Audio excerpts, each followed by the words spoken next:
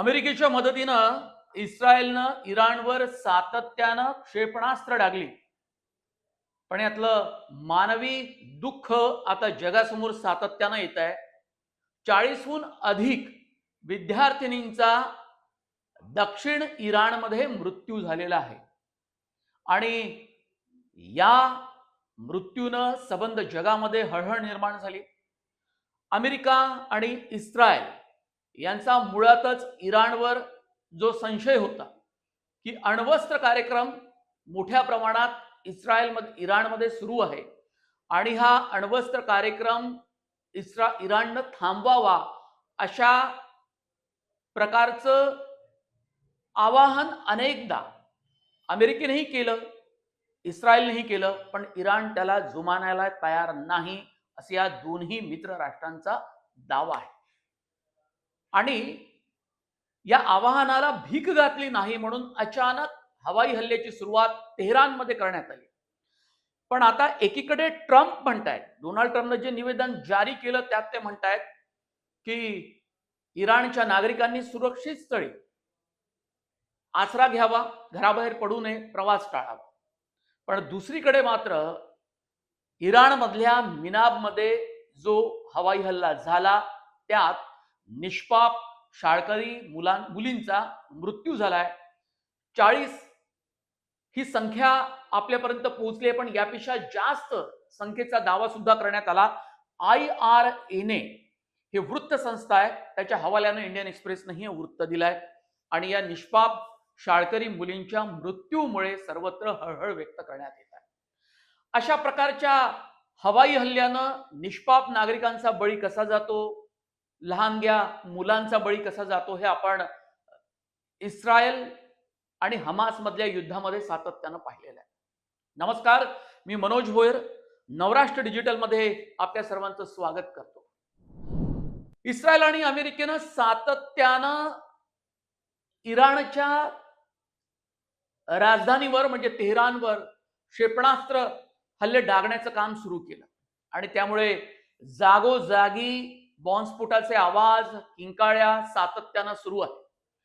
आणि इराणवर ज्या प्रकारे हवाई हल्ल्यांचा मारा करण्यात आला त्यामुळे तिथले नागरिक भयभीत झाले आणि मग मिनाब जे दक्षिण इराणचा हा एक भाग आहे आणि इथल्या शाळकरी मुलींचा 40हून अधिक मुलींचा हा मृत्यू झाल्यानंतर मात्र या देशांमध्ये घबराट उडलेली आहे. पण आता युद्ध तुम्ही सुरू केलेलं आहे तर त्याला जशास तसे उत्तर दिलं जाईल आणि त्याची तयारी सुद्धा इराणनं केलेली आहे.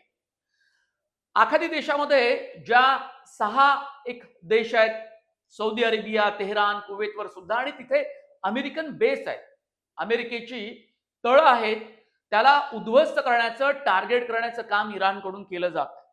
आणि त्यामुळे या युद्धामध्ये अनेक देश उतरल्याचं आपण पाहतोय. रशियानं अमेरिकेवर टीका केली, इस्रायलवर टीका केली, म्हणजे त्या अर्थानं रशियानं इराणची बाजू घेतलेली आहे इस्रायल आणि अमेरिकेच्या विरोधात. बातमी अशी येते की चीनची भूमिका सुद्धा इराण आणि अमेरिकेच्या विरोधात, इस्रायल आणि अमेरिकेच्या विरोधात आहे. आता इराणच्या बाजूनं कोणकोणते देश उभे ठाकतात हे आपल्याला कळेल, त्याची तयारी सुद्धा सुरू झाली आहे. पण तासनतास इराणमध्ये जे हवाई हल्ले सुरू आहेत, क्षेपणास्त्र डागले जात आहे आणि त्यामुळे या देशामध्ये अत्यंत भयंकर अशी परिस्थिती निर्माण झाली. सर्वत्र घबराटीचं वातावरण निर्माण झालंय, भयाचं वातावरण निर्माण झालंय. आणि हे सगळं करत असताना शहाजोगपणे अमेरिकेची भूमिका नेमकी काय? अमेरिकेचे राष्ट्राध्यक्ष डोनाल्ड ट्रम्प यांनी जी भूमिका घेतली त्याचं ते समर्थन करतायत. जे हल्ले केले जात आहेत ते मान्यही त्यांनी केलंय, निवेदनही जारी केलंय आणि त्यांनी उलट इराणी जनतेला आवाहन केलं की तुम्ही घराबाहेर पडू नका, सुरक्षित स्थळी आसरा घ्या, कारण सर्वत्र बॉम्ब हल्ले होत आहेत आणि जोपर्यंत इथल्या संघटना या शरण जात नाही, आपली शस्त्र खाली ठेवत नाही, तोपर्यंत हे बॉम्ब हल्ले सातत्यानं सुरू राहील. त्यामुळे जोपर्यंत आमचे बॉम्ब हल्ले थांबत नाही तोपर्यंत याच परिस्थितीला सामोरं जावं लागणार आहे. पण त्यानंतर त्यांचं वाक्य मी तुम्हाला सांगतो की इस्लामिक रिव्होल्युशनरी गार्ड, सशस्त्र दल आणि सर्व पोलिसांनी आवाहन करत शस्त्र खाली ठेवण्याचं आवाहन केलं. शरणागती पत्करा, मृत्यूला सामोरे जाल, अन्यथा जर हे तुम्ही केलं नाही तर. आणि शरणागतीनंतर मात्र पूर्ण संरक्षणात सह तुम्हाला वागणूक दिली जाईल, असं इस्लामिक रिव्होल्युशनरी गार्डला त्यांनी आवाहन केलेलं आहे. पण आता या अगोदरचं त्यांचं जे आव्हान होतं त्यात त्यांनी म्हटलं की बाहेर सर्वत्र धोका आहे, सर्वत्र बॉम्बचा वर्षाव होईल, हल्ला पूर्ण होईल, तेव्हा तुम्ही तुमचे सरकार ताब्यात घ्या. ते तुमचे सरकार असेल स्वतःचे.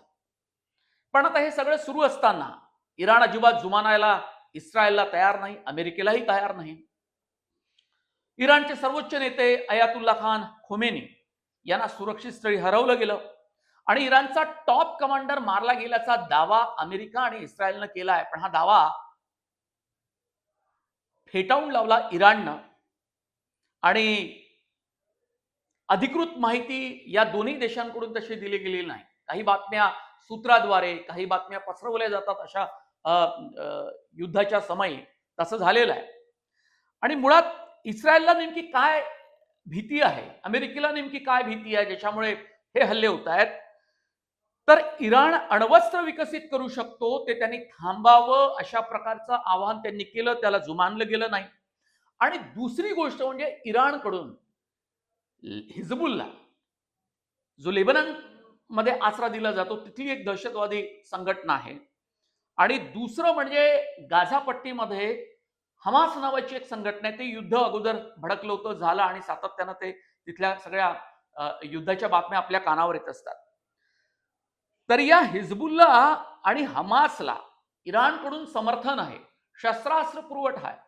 त्यामुळे सिरियामध्ये जे हल्ले करण्यात आले होते आपल्याला आठवत असेल मित्रांनो, तर तिथली एकंदरीत हिजबुल्लाकडे जाणारा शस्त्र पुरवठा, तिथली साखळी तोडण्याचं काम त्यांनी यापूर्वी सुद्धा केलं होतं.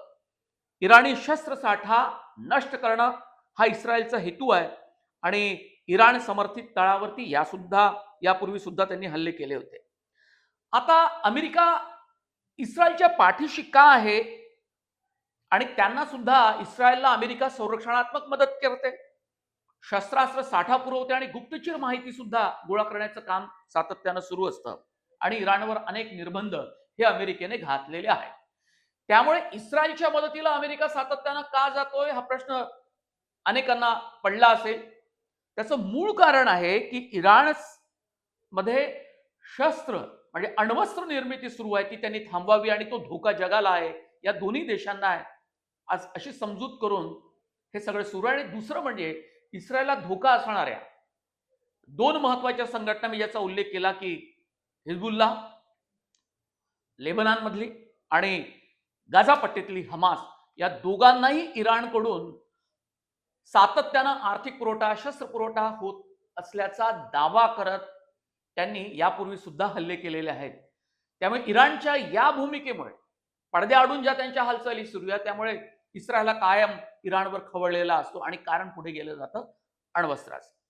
आता हे सगळं सुरू असताना जागतिक तेल बाजारावरती मोठा परिणाम होणार हे काही वेगळं सांगण्याची गरज नाही, कारण ज्या देशातून तेलाची निर्मिती होते आणि ज्या देशांवरती बाकीचे इतर देश हे अवलंबून असतात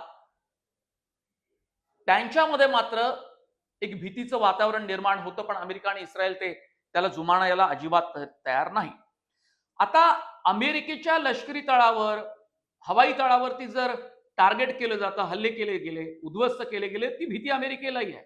आणि त्यामुळे अमेरिकेचे जिथे जिथे स्टेशन्स आहेत, कुवेत असेल, सौदी अरेबिया आणि बहरीन आणि आणखी याशिवाय 3 म्हणजे एकूण 6 देशांवरती इराणनं सुद्धा जोरदार हल्ल्याला सुरुवात केली आहे, जेणेकरून अमेरिका आपल्यावर करत असलेले हल्ले थांबवतील अशी त्यांची समजूत आहे.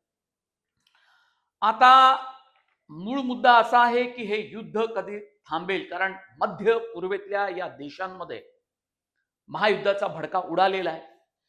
इस्रायल आणि अमेरिका यांचं इराणच्या विरोधात पुकारलेले हे थेट युद्ध आहे. हे कधी थांबेल आपल्याला माहित नाही, कारण इराण शस्त्र खाली ठेवायला अजिबात तयार नाही.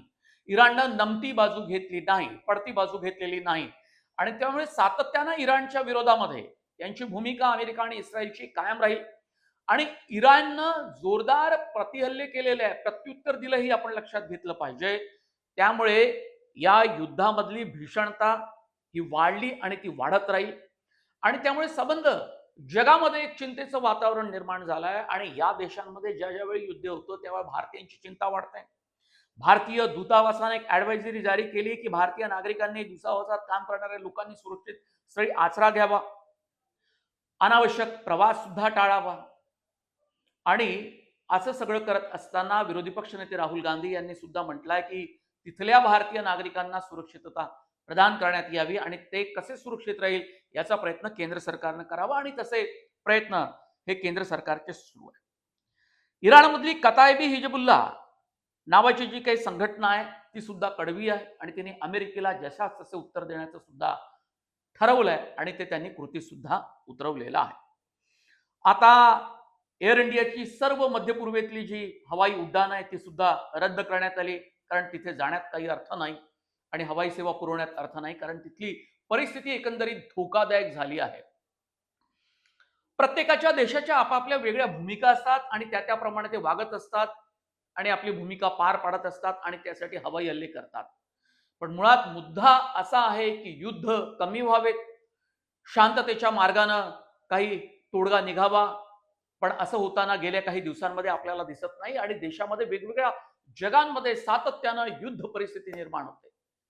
रशिया आणि युक्रेन मधलं गेल्या अनेक महिन्यांचं युद्ध या जगानं पाहिलं आणि हे युद्ध पाहत असताना सिरियामधली परिस्थिती पाहिली, इस्रायल गाझा हमास मधली परिस्थिती पाहिली, इराण मधली परिस्थिती पाहिली आणि काही वेळा आखाती देशांमधली सुद्धा भयावह स्थिती पाहिली. पण असं असून सुद्धा कुणीही नमती बाजू घ्यायला तयार नाही, कारण दोन विरोधी टोकाच्या तीव्र भूमिका आपल्याला सातत्यानं वेगवेगळ्या देशांमध्ये पाहायला मिळते.